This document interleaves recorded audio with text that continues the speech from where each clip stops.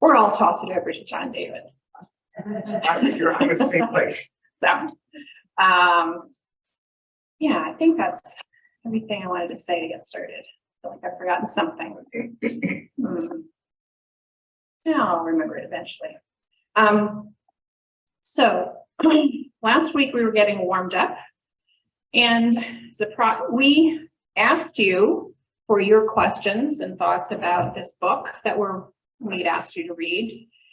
And we want you to know we heard you, and so we're starting with those questions, the questions that you raised. And two of those, one had to do with evil and one had to do with God's power. So that's what I'm going to look at for the next 10 minutes.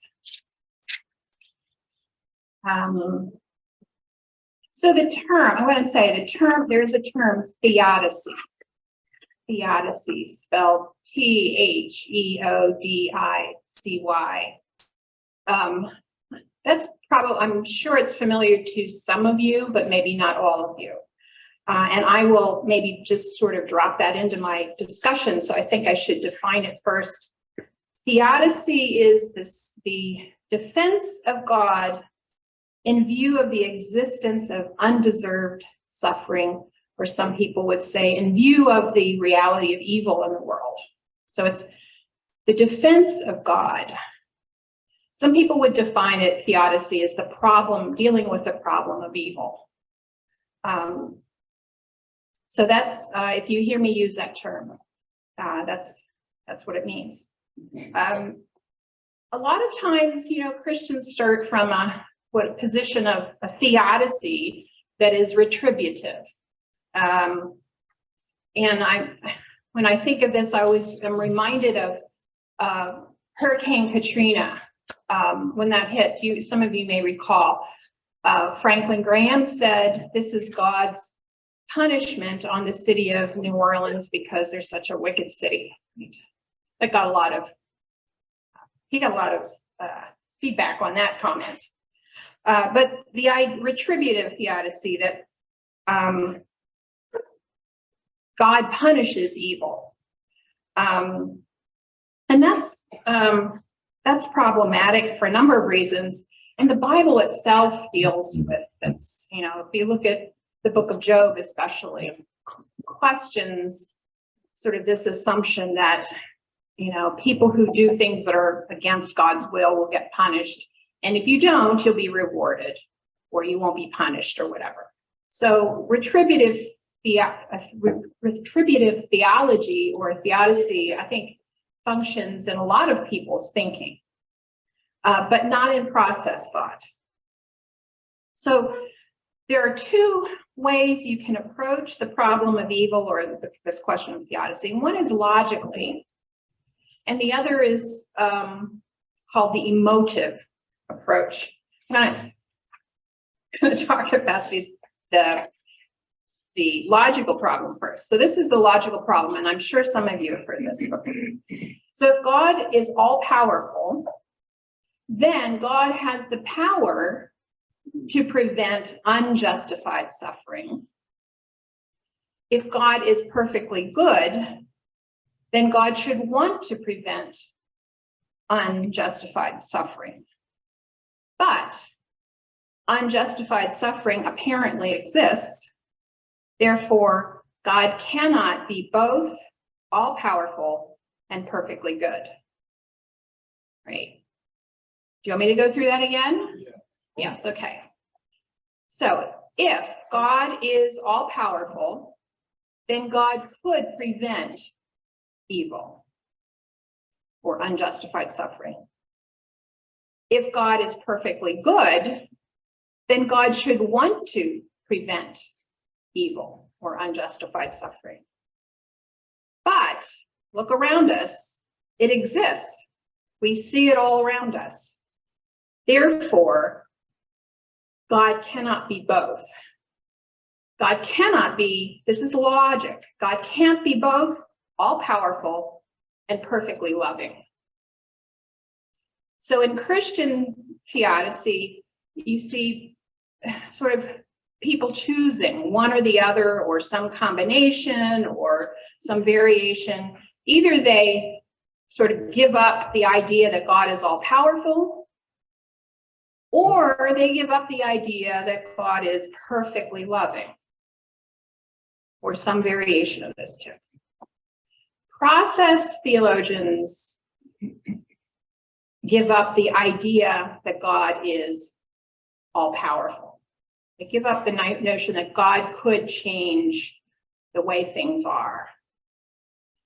They hold on to, when I say they, I should be careful because process theologians differ. I'm sort of generalizing, and I'm going to talk about two in particular.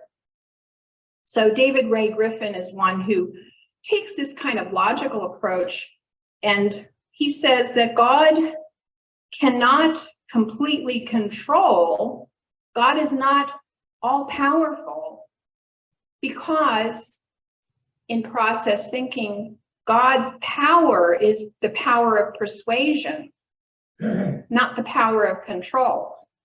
So God would never use control. And if that's the case, then God cannot prevent undeserved suffering. So that's Griffin and some other process theologians would think through it that way. We can come back to that, but in the Q&A time. So no, I don't have that page. I mean, this page. So let me go on to the emotive problem. So this is really, I think, this was actually new for me. I'm more familiar with the logical problem, but there's an approach that some people will describe as the emotive problem. And that is more, all right, let's just accept that, you know, the world is the way it is. And if God is a God of love, a God who loves, a loving God, how does God work toward overcoming the evil and the undeserved suffering in the world? And how can humans be motivated to overcome evil in the world or bad stuff in the world?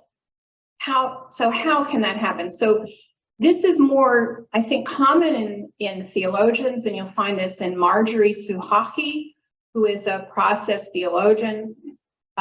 So the logical approach, I think, tends towards the more philosophical thinkers, and the emotive approach is more sort of the approach of process theologians. And so Suchocki's question is, well, okay, what is God going to do? Or what is God doing? Let's see. She distinguishes between natural evil and moral evil. So natural evil, she says, is the price of our existence. That's a given. It's just part of the nature of existence is the existence of, you know, thinking about earthquakes, for example. Okay. That they're just going to happen. That's not an evil. It's part of, she calls it the price of our existence in this world. But then we get to moral evil or sin, and I'm going to end with this, and John David will pick up with this in his presentation. But the process perspective, I think, is one that should resonate with brethren. And I'm going to read from her. This is from an article. John David, I didn't know about this. I came across this online this week. Marjorie Suchocki has a short article called "What is Process Theology?" And so her response to this is, all right, God is always persuading us to choose the good. And here's her conclusion. Because we believe that God is always calling us toward the good, we believe that God calls us toward transformation from violent ways of imposing our wills on other creatures, toward ever new cooperative ways of creating good on this earth. So God is not going to intervene in the world and stop, punish New Orleans or Syria or anywhere by sending, a flood or earthquake. But God is going to work to persuade, lure us toward ever new cooperative ways. This is back to what she has written. When we fail to heed God's call, we fail to contribute as best we can to the commonwealth of all. This failure is sin. John David's going to talk about that in a few minutes. And sin, whether personal or societal, has effects that spiral beyond its origins in this interdependent world. So this is another sort of principal feature of process thinking. We talked about last week the interdependence, and you read about it if you read the booklet by Thomas Gates, the interdependence of the world. So because of that, personal or societal behavior has effects that go beyond myself or even our community here. And that is the problem that God is working to address in Suhaki's theodicy. I think maybe one more comment on that, and then I'm going to just open it up and see what your questions are. If you want me to go over anything again, repeat anything, you want to challenge something.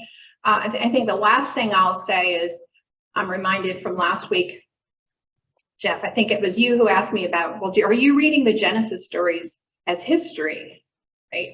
You asked that question, didn't you? I did. I didn't mean to embarrass you. I knew that's not what you were doing, but I wanted to get it No, out. no, that was an important question. I'm really glad you asked it because I sort of operated out of my own approach and don't think about what other people are assuming.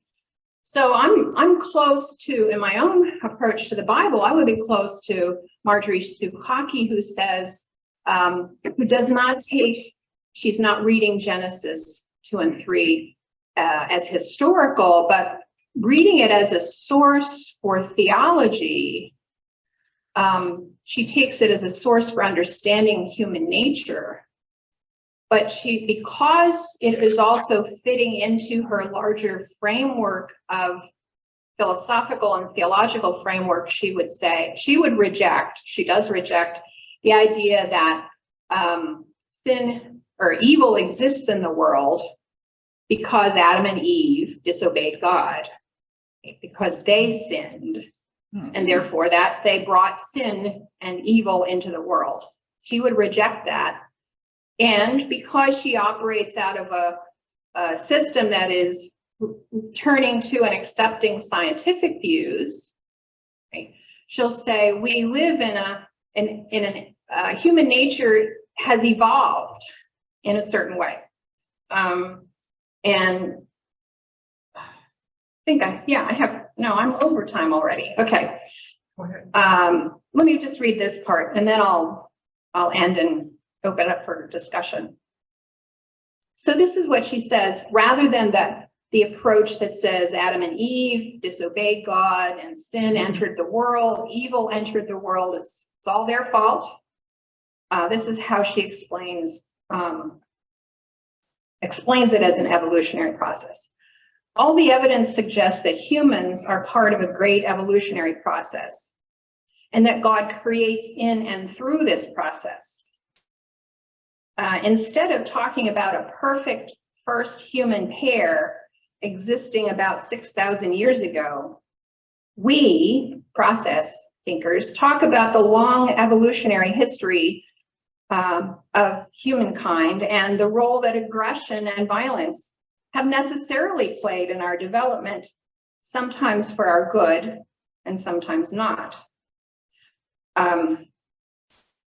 Process thinkers affirm that God calls us beyond violence toward communities of well-being.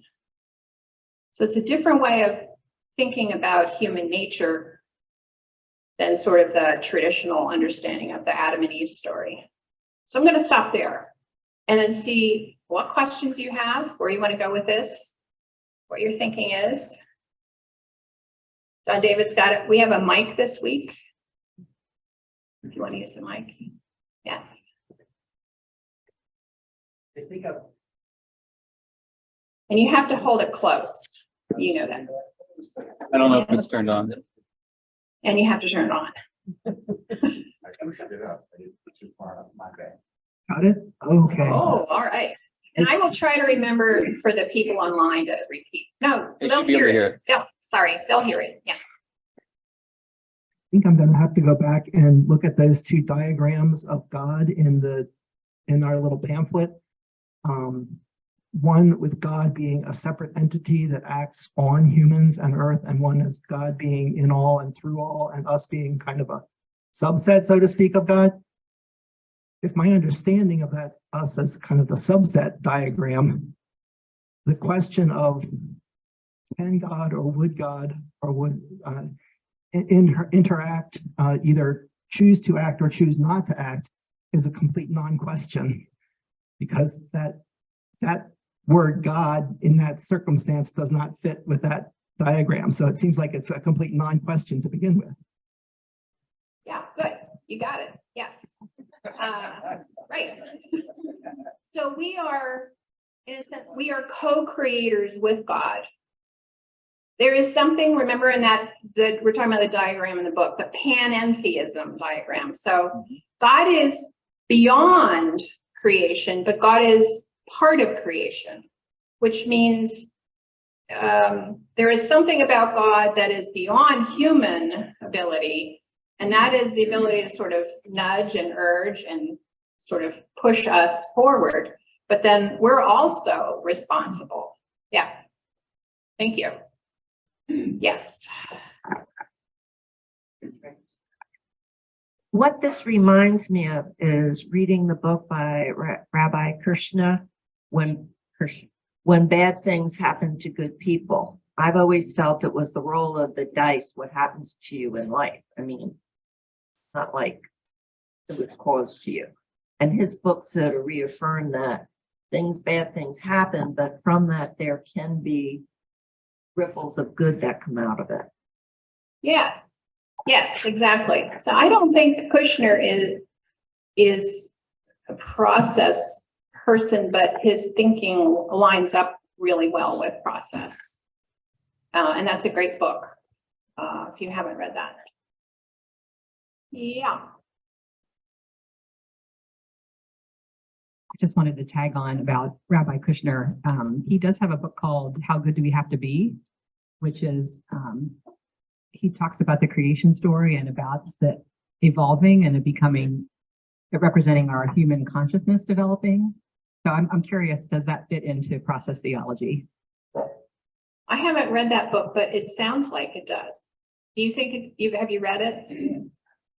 And does it sound like it fits in with process thinking? Sorry, I haven't read it for a while, but it feels like it does, because rather than it being this disconnection from God, it becomes more this awareness of like a consciousness developing and the ability to choose and the ability to think about our lives versus being just reactive beings. Yes. So again, it's that idea of urging us forward.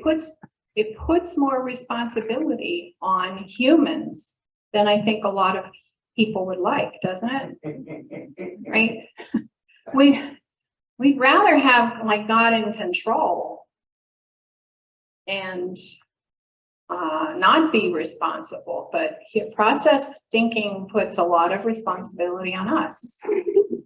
Other comments? Jeff, are you going to embarrass me again? I hope not. I'll probably embarrass myself. That's what I do best. I've been thinking about, I heard a comment from an evolutionary biologist not too long ago. She said that the evolution of the human species has been like a nuclear holocaust for all the rest of the species on the earth, and what's happened to them. And I'm wondering about, you just said that the onus is on us, and how this idea of a process interplays with the reality of what we're doing. Yeah, great. That's another great question. Next week is the week for, we're talking about environmental, sort of how does this play out environmentally?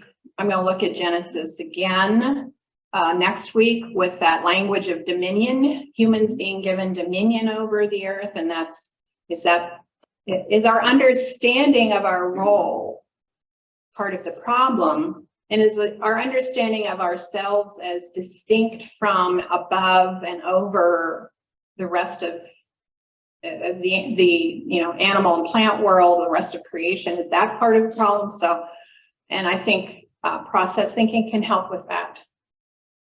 Yeah.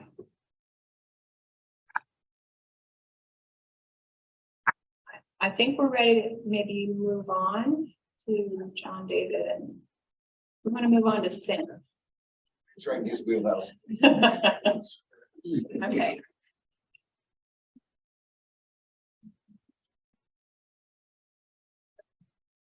Want me to move? We didn't choreograph this. Yeah.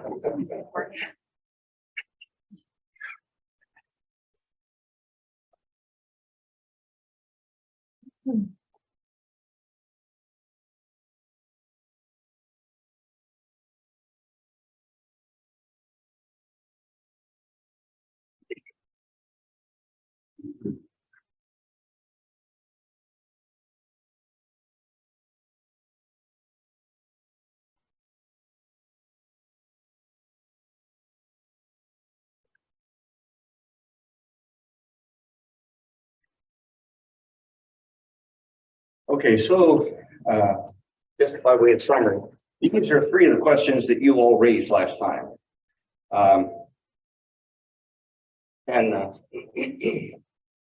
We've dealt with two of them, kind of, but we'll come back to them further. But the third one in this list, we're putting off till next week intentionally. So I'm left with these questions, but I have an idea. And that is that I think some of this we can deal with pretty straightforwardly. I want to talk with you I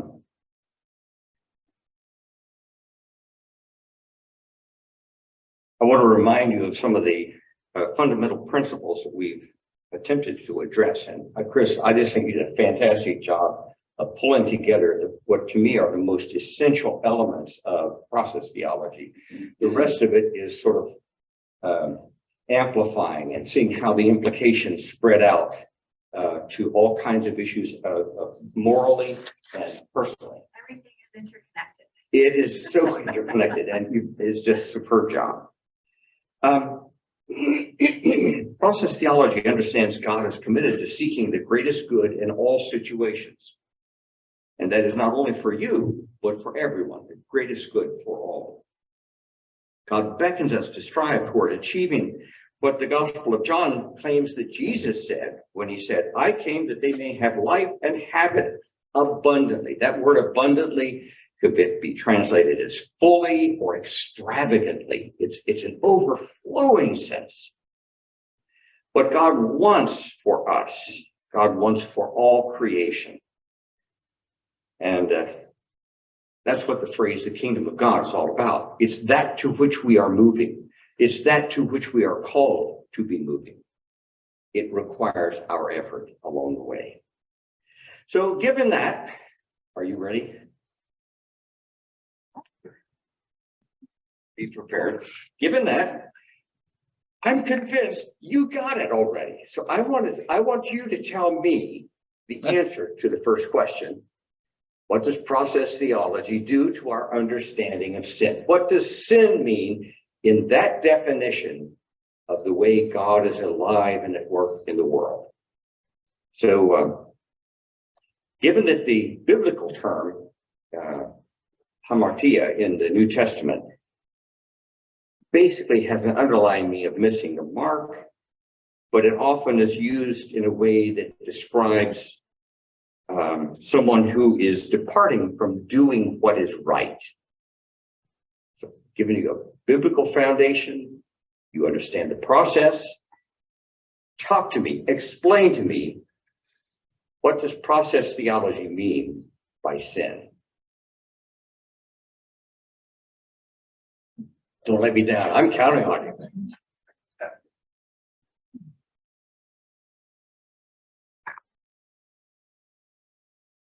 Not working cooperatively. Interdependently. Oh, okay. So sin is not working cooperatively with God. Okay. Well, with each other. What else?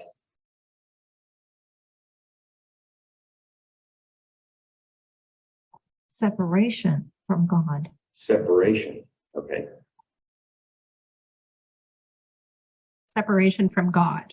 Now, how does, yes, and I think that what I interpret that within process to be not paying attention to the nudges that God is giving to me, separating myself, because God is always there, but it's a matter of blocking my receptivity to God.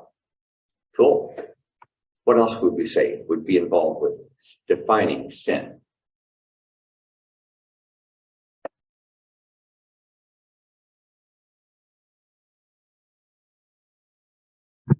Not accepting the invitation that God is offering for whatever the choice is for the best good for people, for the whole. Not accepting, Not accepting that. the invitation. Not accepting the invitation, rejecting it And she also mentioned for the whole. for the whole, So thinking not just for larger, me, yeah. but for everyone, right? And that's an important. Thank you for underscoring that. I just said, I hope I can still remember what I was thinking, but I was thinking about the whole thing that Susan just said, that we're making a choice that was not for the good of all, but not for the good for ourselves either. We are not choosing what God wanted us to do.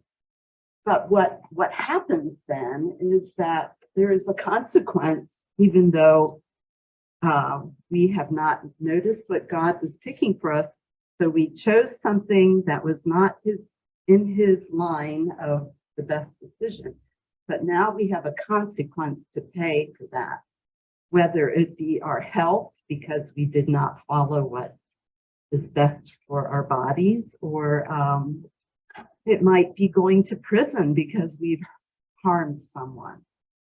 So there is a consequence, a human consequence. I don't know if God chooses that, but you do have to pay a price.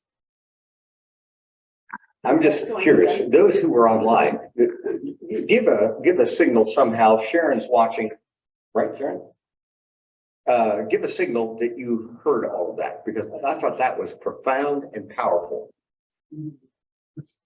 Sharon's, yeah, well, that's just so they can see this. Sharon, do you see anybody? Did they see it? Did they hear it? Not everybody is live. Oh, so you don't know. Okay, so, but of those who, Thumbs up. okay, we got some thumbs up. I'm so grateful for all of those responses. I think you've got it. You've got the notion of what it is. So I don't need to spend any more time on that one. Good. You answered my first one. I can move on to the second account. Okay, so when we deliberately make ourselves destructive of the environment of others, it is in essence part of the moral evil that you talked about. And that distinguishes that from natural disaster, which is what was the other evil? Natural evil. Process theology of divine love is in harmony with the insight which we gain from both psychologists and from our own experience, that when we truly love others, we do not seek to control them. We do not seek to pressure them with promises and threats. I got that out of Griffin and Cobb. I was a direct quote from them. So is God constantly connected with, if God is constantly connected with everything and everyone, what is the role of prayer in our lives? That was the next question. There's a quote I have printed in my study, and had I been a wise man, I would have put underneath it where it came from. I have no clue. If you recognize it and know, let me know. I'll put it on it. But the quote goes like this. I like it. It's been helpful to me personally. What is prayer? It is giving access to God's presence in one's thoughtful will. Now, get ready. I'm going to ask you in just a minute. With what we are saying about God, God's yearning for your life and all creation, what makes sense to be a process theology use for prayer? Help me out. You have the answer. You just need to articulate it. What is the role of prayer in this? I think it would be twofold. It would be listening and it would be responding. Okay. Listening to that of God within, and then responding in action, in feeling, etc. Okay. Anything else? Ah, yes. I think of that listening time also. Sometimes I need to be shown what I'm supposed to be doing, and oftentimes that's the middle of the night when I finally shut up my mind and how I'm going to solve the problem to listen to something else. And I also, that reflection time is important. And then I also think asking others, sharing what you might have heard and asking others, what they think. That's such an easy thing to miss. And that is so important, and particularly dovetailing on what you've identified for so nicely. And I don't think the brethren are alone in this, but it is certainly part of our theological DNA that we see that interactivity, that interconnectedness, that by myself, it is not wise to trust that I have heard the voice of God. That's one way of saying it. It is only to the degree to which I have that confirmed by others within my tradition, within my faith, who share the faith and who can say, yes, I can affirm that. That is, I think, a critical component, and I'm really glad you raised that. Earlier, I said that I see sin as separation from God. So prayer to me, and this is probably very odd, but prayer to me is an open life. It's not necessarily, and I do pray. I do, bow my head and pray. I get on my knees and pray. But I see prayer as the way I live. And that's being open to God and being connected with God and doing what is right and good. Because when I don't, then I feel separated from the goodness. That's how I see it. I have a new thing I want to put, new saying I'm going to quote you on that one. That's good. I'll put your name on it for this now. Post that on my wall. Prayer is an open life. Well, we've talked about, well, that just went away. So a lot of times I think prayer is, for me, it's God talking to us, or as you have said numerous times, John David, nudging us through others or through the creation. So, I've heard others say, maybe when we're by ourselves, we can hear God's voice in some way. And I think we can hear God's voice just in everyday living, maybe in this seminar and that type of thing. So through others and through creation. Yes, and Mike says online, raises a question about wondering if sin in process theology might not include our failure to woo God, that is, seeking a deepened relationship, and that plugs into what you're saying, if I hear you correct. that this needs to be part of that interactive sense. Mhm. And I think those are really valuable things. One of the things we did not talk about, which I think is another one that's offered, Anna says, for her, prayer is gratitude. And but that has a way of not so much listening as it is expressing, so that it is identifying the dialogical nature. God is affected by us as we are affected by God. And that's hard. That's hard for me to get a hold of. When we are wounded, God is wounded. When we are grateful, God joins in that gratitude. You guys, I got this. I'm going to ask a question now. Oh, Patsy and I were talking beforehand. What it sounds like, punishment, God's punishment of humans is taken out of the equation. So what's the motivation for being open to God, listening to God, trying to work cooperatively? Where's the motivation if that threat is taken away? okay. What's your answer? She has a good question. How do you answer that?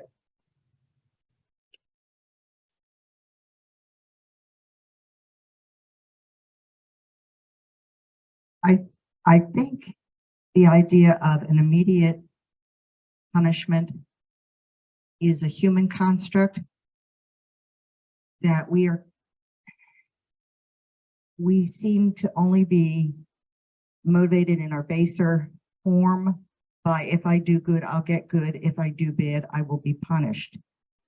I go back to your idea of God nudging us, and that if we accept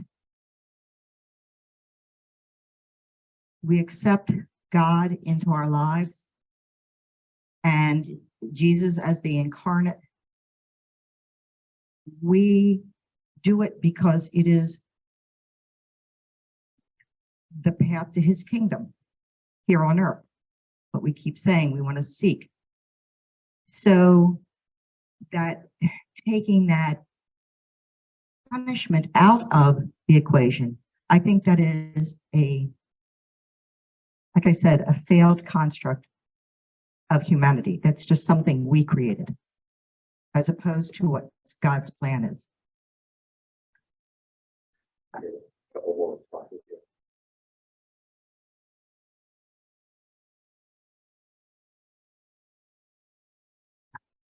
Goodness is its own reward. I was just reading some very interesting information it's fairly new on mental health. And what they are suggesting is that when we step outside of ourselves and stop all of that so intense internal dialogue and just say, I want to be the best me I can be today. What can I do in this situation to be my best me? And they're actually seeing people heal and coming forward simply by choosing to do good, which I would suggest perhaps would be that God nudge. We'll get over. Oh, that's right. I've already spoken. Your hands over here. There's a song. We give because God first gave to us. We love because God first loved us. I have never from the pulpit heard my dad ever say, you better be good or you're going to hell. He never preached that. It wasn't in our home. I never had that in my spiritual DNA as a child on up. You love because God first loved us. It's gratitude. It's a response to gift.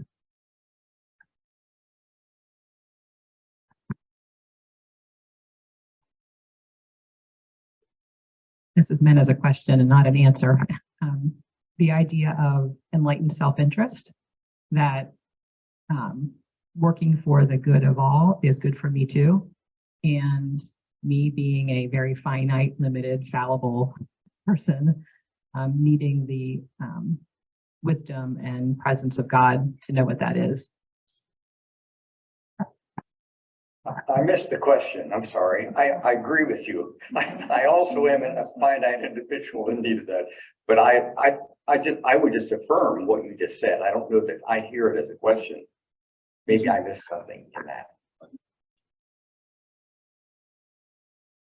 I'm just wondering if you've taken the punishment side of the equation out, is there a reward side? And some of what we're talking about here is what's in it for me. What is in it for you within the framework of process theology is the fulfillment and blossoming, blooming of who you are. You in all the glory that God ever intended for you, that is the best you can be. That's a profound reward. Does it take out all the punishment? Your comment earlier gets back to the issue of punishment. There are consequences for our misbehavior. When we fail to follow that nudge and choose another path, there are consequences. God, of course, is recalculating in the sense of the car motif we talked about last week, recalculating, giving us a new strategy to move or offering it. We need to be attentive to it if we want to be following it. But yeah, there are always consequences to our behavior. It either moves us closer as a society to who we could be, or it detracts us from it. I go down rabbit holes all the time. You know that. Yes, you have. This is fantastic. Okay, so now Ralph asked, I'm going to get the direct answer if I can open this one up. Ralph asked last time, where does the rubber hit the road? Doesn't that sound like Ralph? I mean, he is that all the time. First of all, Ralph, it is at the point that anyone takes seriously God and God's hope for life and for all creation. That's where the rubber hits the road. So that's where it is. And what does it matter? That was your other question. I love that question too. The future of one's individual life and the outcome of the world is at stake. That's why it matters. When we get to the further conversation, we can do that. I'm mixing up my presentation with conversation. Is that okay? That's process. Oh, That's process. the second question was, what does it matter? You want both of them? Yeah. It wasn't that profound. I was just trying to be clever. Let's see here. Where does the rubber hit the road? First of all, it's at the point that one takes seriously God and God's hope for your life and for creation. What does it matter? The future of one individual life, yours, and the outcome of the world is at stake. That's why it matters. That's heavy.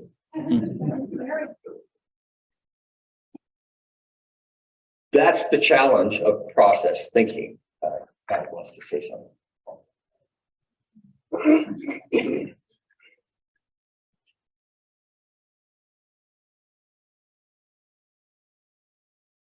I agree with whoever said that's heavy. I think that's very heavy. So could you give us a little bit more about the outcome of the world?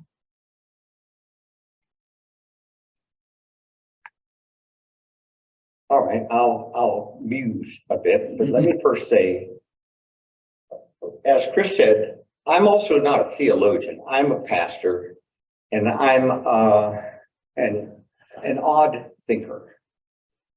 And I have difficulty separating, Pat, sometimes the difference between the way John David Bowman views the world and what John David Bowman has incorporated from what he has read, what he has thought, and what he's experienced.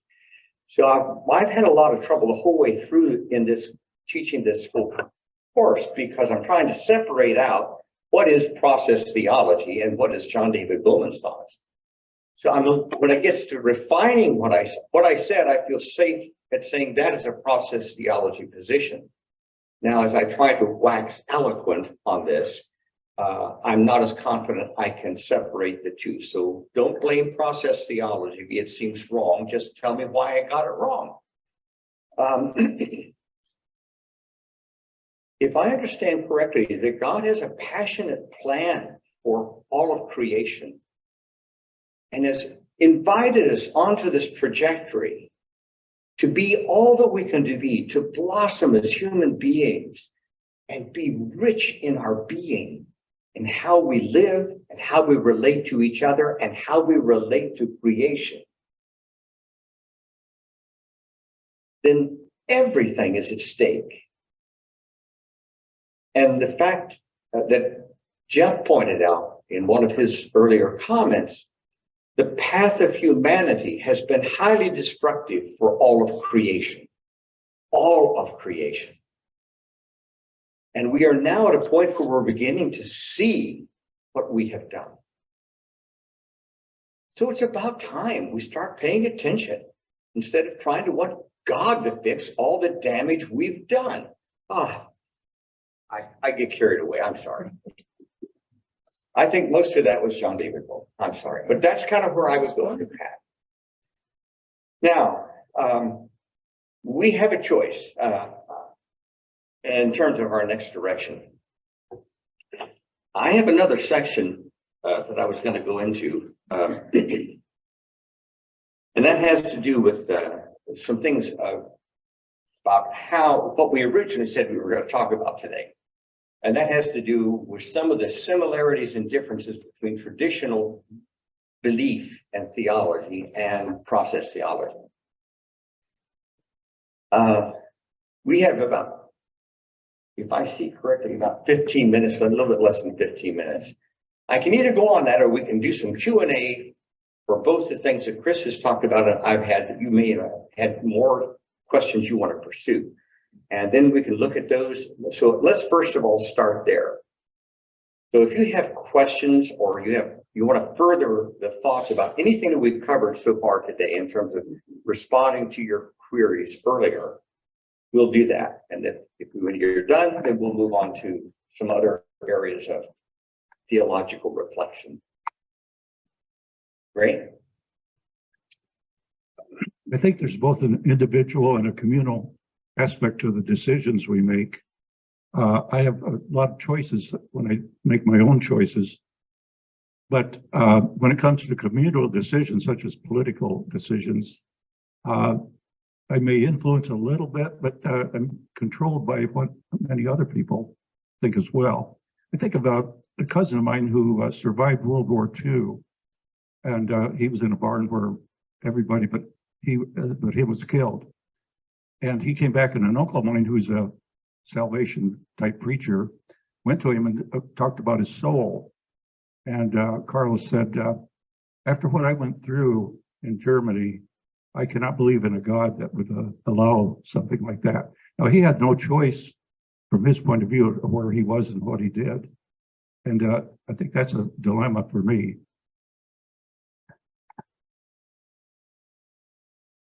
And I think it is that dilemma that process theology is trying to address.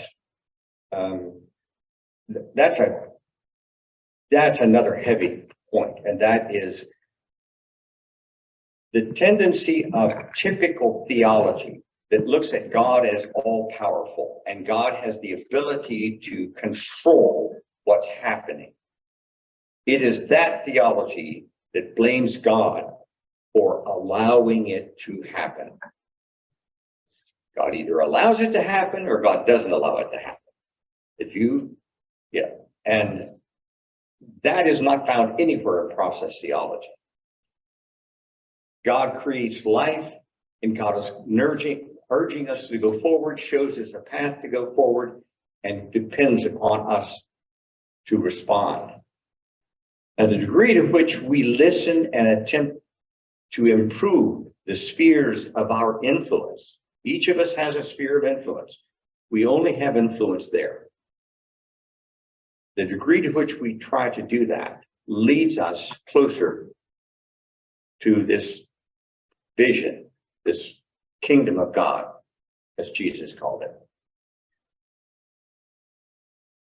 That does not blame God when the culture takes us wrong. But we have to take some responsibility for not influencing those in our sphere. We can't control them. We can invite them. We can speak with them. I think that ties back into one of the issues that was raised by our former lead pastor when he urged us to be more aggressive about sharing our different way of looking at life with other people. Because this view of God that many of us have within this congregation is kind of a unique way of thinking about it. And it is heavy. It places a lot of responsibility on us. Not blame, but responsibility. David.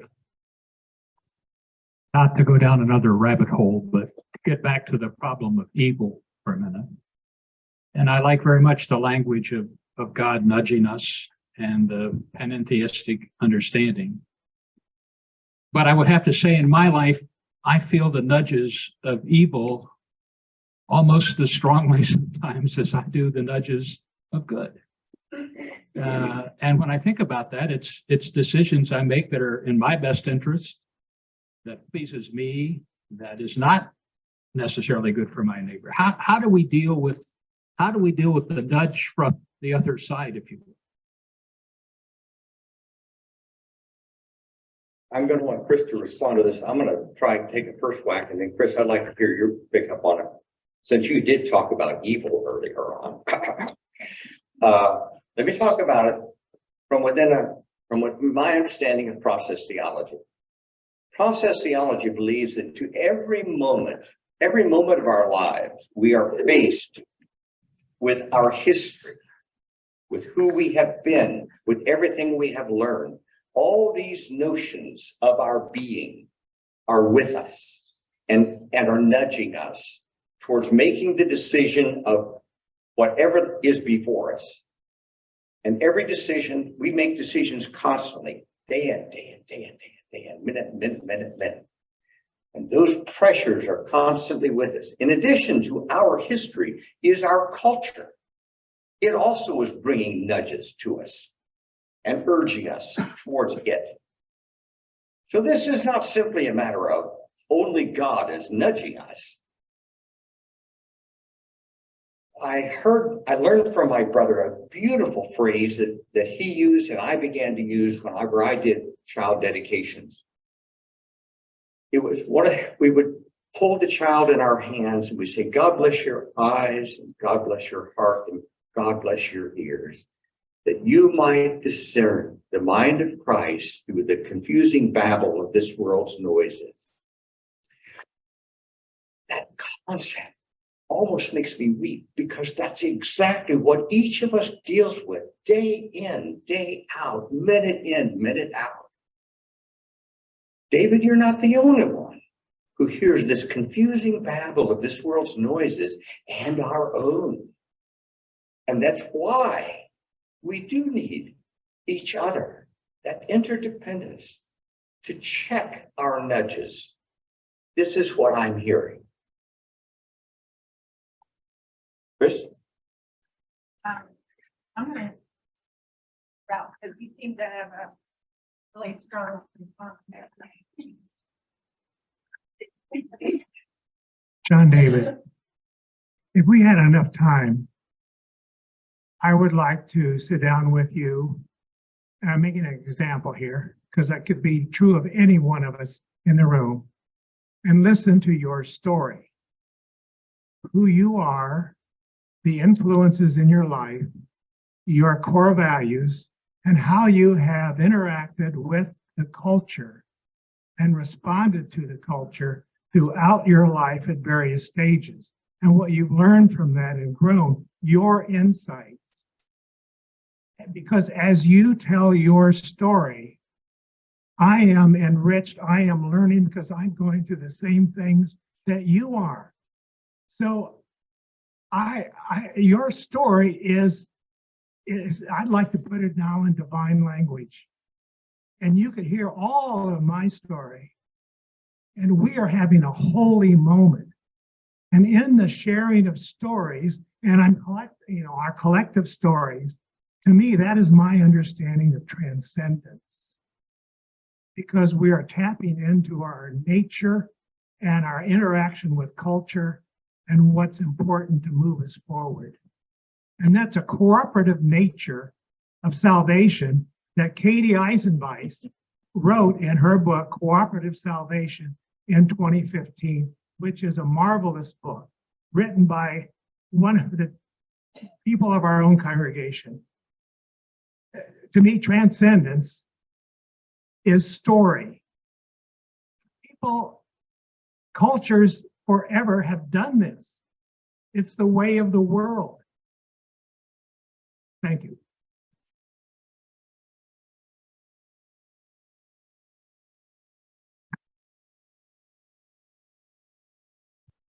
Chris, my friend, do you want to add anything to this notion of, I think we live out of hope. And I think we live out of hope, whether we think of God in a traditional terms or whether we think out of a process. It's process theology isn't sort of offering a fix to the world, but it's offering a different way of thinking of ourselves within the world, in our relationship with others, in our relationship with all of creation. We think differently about that and we respond differently. And we live out of that. But we're still, if I can use another term, eschatology. We're still looking forward into the future with God towards a different way of being. We don't know if we'll get to that point. We don't know what will happen in the future, but we're feeling called to work with God towards that. well, we start exactly on time. You notice that about us, and I value your time. We want to do that, so we're going to end on time. In fact, we're going to end just a little bit early. Next week, I'm planning to take on some of this. I have to admit that we do have several people here from other traditions than Church of the Brethren. There's not much anything I'm going to talk about that isn't relevant to your experience. I just want to say that. And if there is, I want to hear about it when we get to it. So maybe you have further things to be able to add to our thinking. I am so impressed at the quality of thought that we are collectively bringing to this topic. It's not that process theology has all the answers. It has answers to some of the thorny questions that have plagued some of us a good bit as we have sought as best we can to live the good life that Christ has modeled for us, that we have sought to live all of our lives. But as time has gone on, as the complications of life have entered into our lives, it has become increasingly challenging to match some of the older ways we used to think about things, to match it with the way life is now. I want to thank you for your attentiveness and for your helping me get through my portion of the thing. And I hope you go back and watch Chris's presentation again. I think you will find the second time through, it will even be richer. It was wonderful, but it will be even richer if you will go back through that. The recording will be posted online. And before you go, can I offer a time of prayer in my own fashion? The gift that we have received from God is a holy blessing, for which I am so grateful to see your eyes, to hear your voices, to know that we are in this thing of life together, and we're doing the best we can. But we are not alone. Amen. Amen. Shalom, y'all.